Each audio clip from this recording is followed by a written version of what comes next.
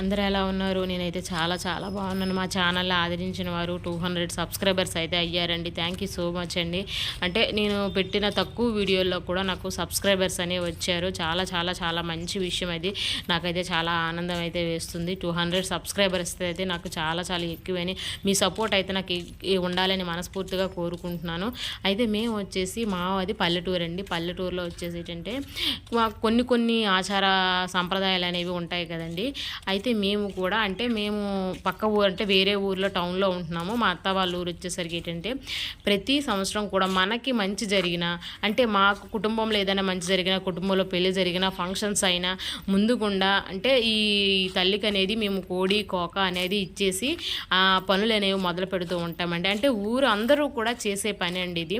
అంటే ఎవరైనా ఫంక్షన్స్ అయినా అంటే వాళ్ళకి పెళ్ళి సెట్ అయింది అనగానే వెంటనే కార్డులు కొట్టగానే కార్డులు ఆ తల్లి దగ్గరికి పెడతారండి. కోడి కోక ఇచ్చేసి దండం పెట్టుకొని మేమనేది ఇలా ఆచారం, మాది ఒక ఆచారం అండి. మా ఊరు ఆచారం అనేది మా చిన్న అబ్బాయి పుట్టాక మేము అనేది తల్లికి కోడి కోక ఇస్తామని మొక్కుకున్నామండి. కొన్ని కొన్ని మొక్కులు అనేవి ఉంటాయి కదా.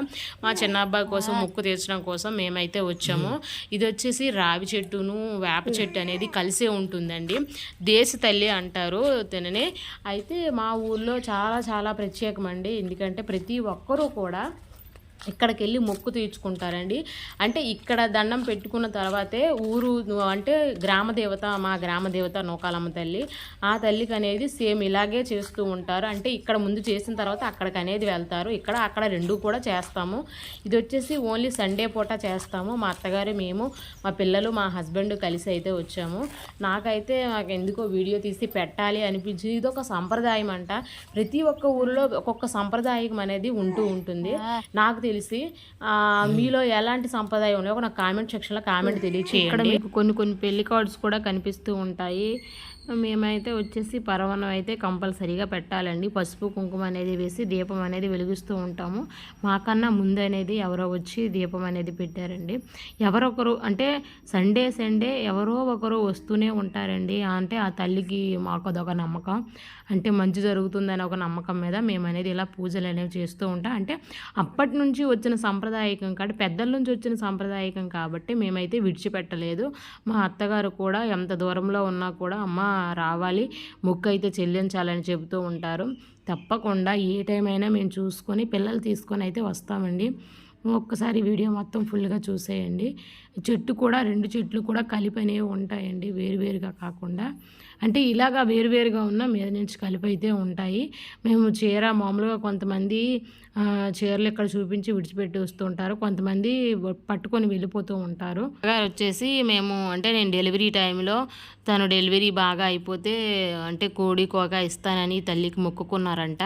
ఆ మొక్కు అనేది కంపల్సరీ తీర్చాలి కదా. బాబుకి వచ్చేసి ఇప్పుడు 7 months అయిపోతుంది. మొక్కు అనేది తీర్చాలని మేము వచ్చామండి. అయితే ఈ విధంగా అనేది పూజ అనేది ఇక్కడ చేస్తూ ఉంటాం. కోడి అనేది కోస్తామండి.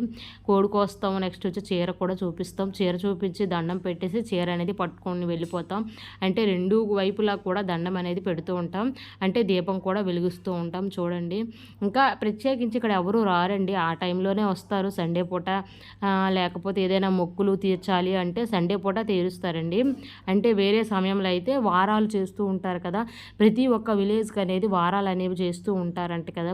సండే చేస్తారు, కొంతమంది పూట కూడా వారాలు అనేవి చేస్తూ ఉంటారు. కానీ మాకు మంగళవారం చేస్తాము, నెక్స్ట్ వచ్చేసి ఏంటంటే సండే చేస్తామండి. అంటే ఏ ఊరికైనా ఒకే రోజు వారాలు అయితే మా ఊరికి మట్టుగా 2 times అనేది అవుతాయి. చూడండి, మా హస్బెండ్ గారు కోడికి అయితే పసుపు అనేది రాస్తారండి. పసుపు రాసి అమ్మవారికి అయితే అంటే దండం మొక్కేసి కోడిని అయితే కోస్తారు. ఈ కోడిని మేము నేరుగా కూడా ఇంటికి పట్టుకొని వెళ్ళిపోతాం.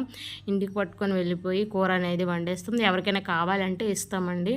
అయితే ఈ విధంగా మా పూజ అనేది అయిపోయింది. మా మొక్కు అనేది చెల్లించి వెంటనే బాబు స్కూల్ కదా అని వెంటనే తొందరగా వచ్చేసామండి. చూడండి, ఇక్కడ ఎవరో వచ్చి మొక్కు అనేది చెల్లిస్తూ ఉంటారు. అందుకే అంత క్లీన్ అనేది ఉండదు. చూడండి, మా పెద్ద అబ్బాయి దండం పెట్టేస్తున్నాడు. నేనైతే చీర అయితే చూపిస్తాము, అయిపోయింది, వెళ్ళిపోతున్నాం. చీర చూపించేసి దండం మొక్కేసి వెళ్ళిపోవడమేనండి. కొత్తగా మన ఛానల్ని ఎవరైనా చూసినట్లయితే సబ్స్క్రైబ్ అయితే చేసుకోవడం మర్చిపోకండి. మన మన ఛానల్లో చాలా వీడియోస్ అయితే పెట్టాను. ఇది మీకు కొన్ని సాంప్రదాయకాలని చాలామందికి ఉంటాయి కదా, ఇలా కూడా మా ఊరి సాంప్రదాయకం అండి ఇది. అందుకోసమని ఈ వీడియో అయితే పెట్టాను. Thank you friends, subscribe.